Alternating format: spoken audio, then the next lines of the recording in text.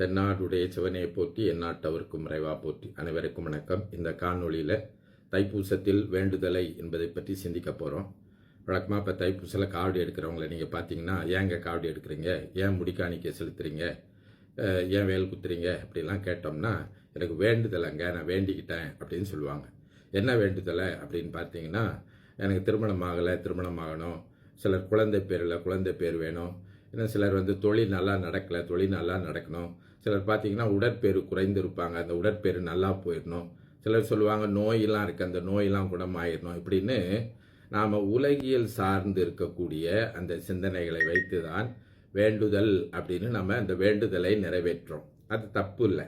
ஆனால் நம்ம சொல்லி தான் பெருமான் இதெல்லாம் கேட்டு செய்கிறாரா அப்படின்னு கேட்கும்போது சைவம் அதற்கு ஒரு பதில் சொல்கின்றது. என்ன சொல்கின்றது என்று சொன்னால், நமக்கு இறைவனுடைய 8 குணங்களில் 2 குணங்கள் இயல்பு முதன்மையாக சொல்லப்படுது. ஒன்று, இறைவன் எல்லாவற்றையும் அறிகின்றவன் அப்படிங்கிறத முற்றறிவினன் அப்படின்னு சொல்லுது. பொதுவாக 8 குணங்கள் சொல்லுவாங்க. அதில் ஒன்று முற்றறிவினன். அப்படின்னா எல்லா உயிர்களுக்கும் வேண்டுவதை முற்றாக முழுமையாக இறைவன் அறிவான் அப்படின்னு ஒரு கருத்து.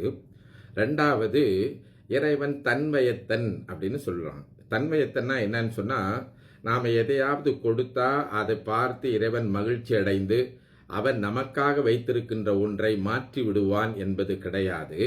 அவன் அறத்தை அடிப்படையாக கொண்டு என்ன உயிர்களுக்கு கொடுக்க வேண்டுமோ செய்ய வேண்டுமோ அதை நாம் சொல்லாமலே செய்வான் என்று குறிப்பிடப்படுகின்றது.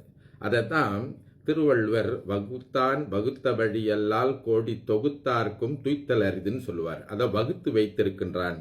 சரி, எதை அடிப்படையாக இறைவன் வகுத்து வைத்திருக்கின்றான் அப்படின்னு பார்த்தீங்கன்னா, நம்மளுடைய நல்வினை தீவினை போன பிறவியில் செய்த நல்வினை தீவினைக்கு ஏற்ப இதுதான் இந்த வாழ்க்கையில் இந்த உயிருக்கு கொடுக்கப்பட வேண்டிய ஒன்று என்று பெருமான் திட்டமிட்டு வகுத்து அனுப்பியிருக்கின்றானா, அதுவும் விருப்பு வெறுப்பு இல்லாமல் அறத்தோடு அதை நடத்துகின்றான்ங்கிறதுக்காகத்தான் நம்ம பெருமானுக்கு எருதை அல்லது விடையை அவனுடைய ஊர்தியாக சொல்கிறோம். அந்த எருது விடை என்பது அறத்தை குறித்து நிற்பது.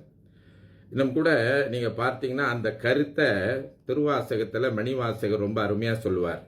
வேண்டத்தக்கது அறிவோய் நீ, வேண்ட முழுதும் தருவோய் நீ, வேண்டும் அயன்மார்க்கு அறியோய் நீ, வேண்டி என்னை பணிகொண்டாய், வேண்டி நீ யாது அருள் செய்தாய், யானும் அதுவே வேண்டினல்லால் வேண்டும் பரிசு ஒன்று எண்ணில் அதுவும் உந்தன் விருப்பந்தேன்னுவார்.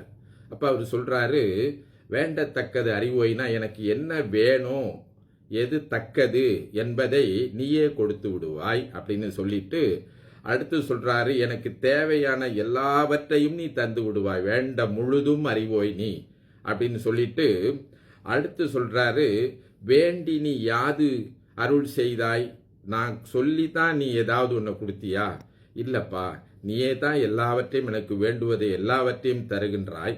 சரி, அப்படி எனக்கு ஒன்று வேணும்னு ஒன்று இருக்குதுன்னு வச்சா அதுவும் உன்னுடைய விருப்பம்தான்.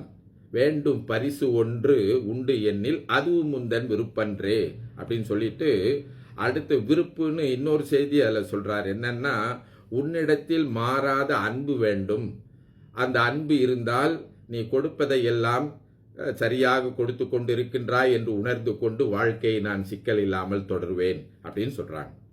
இப்போது இன்னும் கூட நமக்கு 11ஆம் திருமுறையில் 12ஆம் திருமுறையில் காரைக்கால் அம்மையார் இறைவனிடத்தில் என்ன வேண்டுனாங்க அப்படிங்கிற செய்தியை தெய்வ சேக்கிழார் சொல்கிறார். இரவாத இன்ப அன்பு வேண்டிப்பின் வேண்டுகின்றார், பிறவாமை வேண்டும், மீண்டும் பிறப்பு உண்டேல் உன்னை என்றும் மறவாமை வேண்டும், இன்னும் வேண்டும் நான் மகிழ்ந்து பாடி அறவா நீ ஆடும்போது உன்னடியின் கீழ் இருக்க என்றார் அப்படின்னு காரைக்கால் அம்மையார் இறைவனை கண்ட போது வேண்டினார்கள் அப்படின்னு சொல்றாங்க. இரவாத இன்ப அன்பு அப்படின்னா என்னன்னு கேட்டிங்கன்னா, முடிவில்லாத அன்பு இறைவனிடத்துல வேண்டும். அப்படி வேண்டினால் பெருமான் நமக்கு தர வேண்டியதையெல்லாம் நாம் கேட்காமலே கொடுக்க வேண்டியதையெல்லாம் கொடுத்து கொண்டே இருப்பான் அப்படின்னு சொல்றாங்க. அப்புறம் பிறவாமை வேண்டும், அப்படி மீண்டும் பிறந்தால் உன்னை மறவாமை வேண்டும், இன்னும் வேண்டும் என்ன வேண்டும், நான் உன்னை மகிழ்ந்து பாடிக்கொண்டே இருக்க வேண்டும், நீ அதை கேட்டு இன்புற வேண்டும், உன் திருவடியில் நான் இருக்க வேண்டும் அப்படின்னு அவங்களுடைய வேண்டுதல் எப்படி இருக்கு பாருங்க. அப்போ நம்ம சைவம் என்ன சொல்லுது அப்படின்னு பார்த்தீங்கன்னா, நம்ம வேண்டி தான் இறைவன் இவற்றையெல்லாம் கொடுப்பார் என்பது இல்லைன்னு சொல்லுது. இப்போ பலர் சொல்றாங்களே, இது செய்யுங்க, இது செஞ்சா இது கிடைக்கும், இது செஞ்சா அது கிடைக்கும் அப்படின்னு சொல்லி நம்மளை ஒரு மயக்கத்தில் வச்சிருக்காங்க. சரி, இந்த பூஜை பண்ணா இன்ன பலன் கிடைக்கும், இந்த பொருளை இறைவனுக்கு கொடுத்தா இந்த கிடைக்கும், இந்த பூவை போட்டா இந்த பலன் கிடைப்பது எல்லாம் அதெல்லாம் நம்முடைய சைவத்திற்கு பொருந்தாத ஒன்று. சைவம் அப்படி சொல்லலை. இறைவன் அதை கண்டு மயங்குபவன் இல்லைன்னு சொல்றார்.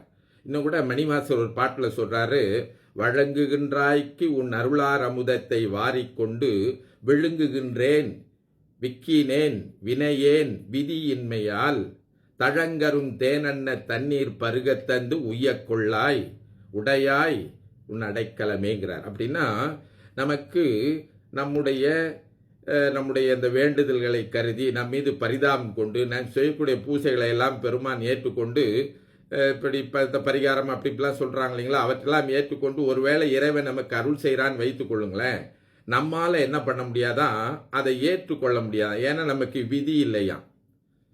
வழங்குகின்றாய்க்கு உன் அருளார் அமுதத்தை வாரிக்கொண்டு விழுங்குகின்றேன் விக்கினேன் வினையேன் விதியின்மையால். அப்போ சைவம் சொல்கின்ற வினை கொள்கை என்ன சொல்லுதுன்னா, நம்மளுடைய வேண்டுதலை கேட்டு இறைவன் செவிசாய்த்து ஏதாவது ஒன்றை கொடுத்தாலும் நமக்கு விதி இல்லை என்று சொன்னால் நம்முடைய வினை பயன் காரணமாக அதை நம்மால் பெற்றுக்கொள்ள முடியாது அப்படின்னு சைவம் தெளிவாக சொல்கிறது. இப்போ அதனால நாம் இன்ன வேண்டுதலை செய்தால் இறைவன் நமக்கு இதை செய்து விடுவான், இன்ன பூசனை செய்தால் இறைவன் நமக்கு கொடுத்து விடுவான், இன்ன பரிகாரம் செய்தால் இந்த துன்பம் நீங்கிவிடும் என்பது எல்லாம் நம்முடைய சைவத்தில் ஏற்புடையது அல்ல. அப்போ சைவம் என்ன சொல்லுது, நம்ம என்ன செய்யலாம், நம்முடைய துன்பத்தை போக்குவதற்கு நமக்கு பல்வேறு சிக்கல்கள் உலகத்தில் இருக்கின்றது, இதெல்லாம் எதிர்நோக்க வேண்டி இருக்கின்றது, பெரும் துன்பமாக இருக்கின்றது, இதற்கெல்லாம் என்ன பண்ணலாம், இந்த வேண்டுதெல்லாம் முதல்ல சொன்னோமே, அதற்கெல்லாம் தீர்வு என்னன்னா இறைவனை வழிபட வேண்டியது தானே. அதனால தான் பரிகாரத்திற்கு மிகச்சிறந்த பரிகாரம் என்ன அப்படின்னு சொன்னால் அந்த இறைவனை வழிபட்டு அவன் திருவுருளை வேண்டி நிற்பது தான். அப்படி வேண்டி நின்னோம்னா பெருமான் நமக்கு கொடுப்பது என்றால் கொடுத்து விடுவான். நம்முடைய வினை பயனுக்கு ஏற்ப நாம் பெற வேண்டியது இருக்கிறது என்றால் பெருமான் கண்டிப்பாக கொடுத்து விடுவான், இல்லை என்றால் கொடுக்க மாட்டான் என்றுதான் நாம் வழிபாடு செய்ய வேண்டும் சொல்லுது. அப்ப எல்லாம் உன்னுடைய திருவருள், எல்லாம் அவன் செயல் அப்படின்னு நாம சொல்றது, நாம் அதை ஏற்றுக்கொண்டு வாழ்க்கையில அந்த பெருமானை வழிபடுவதே நம்முடைய செயலாக இருக்க வேண்டும். இப்போ அருணகிரி பெருமான் கூட வேண்டார், என்ன வேண்டாரு, அபகார நிந்தை பட்டுழலாதே அறியாத வஞ்சரை குறியாதே உபதேச மந்திர பொருளாலே உனை நான் இணைந்தருள் பெறுவேனோ. இதான் அருணகிரி பெருமான் திருஆவினன்குடியில முருகப்பெருமான்கிட்ட வேண்டார். என்ன வேண்டார்னு சொன்னா, அபகார நிந்தை பட்டு உழலாதே, நான் உபகாரம்னா உதவி, அபகாரம்னா அதற்கு மாறான தீய செயல்கள், தீய செயல்களில் என்ன ஈடுபடுத்தி விடாத, பட்டு உழலும்படியாக செய்து விடாத, அறியாத வஞ்சரை குறியாதே, அறிவில்லாத உன்னை நினைக்காத தீயவர்களோடு என்னை கொண்டு போய் சேர்த்துறாத. அதுதான் வள்ளல் பெருமான் சொல்வார், ஒருமையுடன் இணைந்து மலரடி நினைக்கின்ற உத்தமர்த உற வேண்டும், உள்ளொன்று வைத்து புறமொன்று பேசுவார் தம் உறவு கலவாமை வேண்டும். பாருங்க, வரலாளர்கள்லாம் இறைவன்கிட்ட என்ன வேண்டியிருக்காங்கன்னா அந்த இறைவன் திருவுருளை தான் வேண்டியிருக்காங்க. உபதேச மந்திர பொருளாலே உன்னை நான் நினைந்து அருள் பெறுவேனோ. அந்த பெருமானுடைய திருப்புகளை சொல்லி முருகா முருகா என்று சொல்லி அவன் திருநாமத்தை சொல்லி அருளை பெற வேண்டும் என்பதுதான் வேண்டுதலையாக இருக்க வேண்டும் அப்படின்னு சொல்றாங்க. அப்போ நம்ம செய்யறப்ப இந்த வேண்டுதல்லாம் நம்ம மன நிறைவுக்காகத்தான் செய்யறோம். அப்படி நம்ம வேண்டதுனால ஒன்று நடந்து போச்சு அப்படின்னா அந்த காக்கை உட்கார பணம்பழம் விழுந்ததுன்னு சொல்றாங்களே, அது போலதான். அப்ப உண்மையாக நாம் இறைவனை வேண்டுவதுதான் நம் வேலை. அதனால தான் வேலை வழிபடுவதே என் வேலை அப்படின்னு சொன்னாங்க. நாவுக்கரசர் சொன்னார், என் கடன் பணி செய்து கிடப்பதே தன் கடன் அடியேனையும் தாங்குதல்னு சொல்லி.